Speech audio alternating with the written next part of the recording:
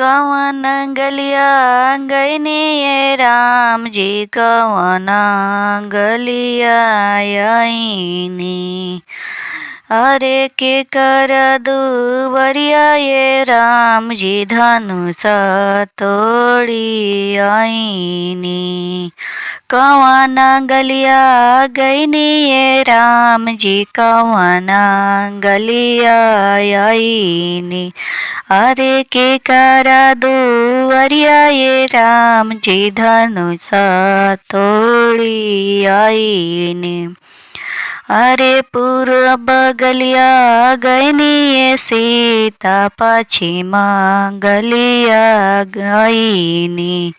अरे जनक के दुवरिया ये सीता, धनुष तोड़ी आईनी। हाथवा के लिहली हो सीता, तिलया बटनावा। अरे हाथवा के लिहली हो सीता, तिलया बटनावा।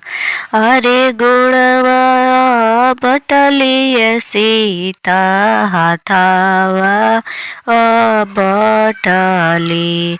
अरे मुहवा बटते ये सीता, धरे नयन लोरावा। अरे मुहवा बटते ये सीता, धरे नयन लोरावा। अरे लोरावा पोछत ये राम जी के, पड़ी गईले नजरिया। अरे लोरावा पोछत ये राम जी के, पड़ी गईले नजरिया। अरे किया मना पड़ी ये सीता, बाप महतरिया। अरे किया मना पड़े ये सीता, सखी आहो सहेलिया।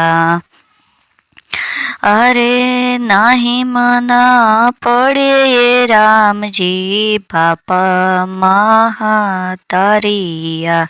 अरे नाही मना पड़े ये राम जी, सखी हो सहेलिया।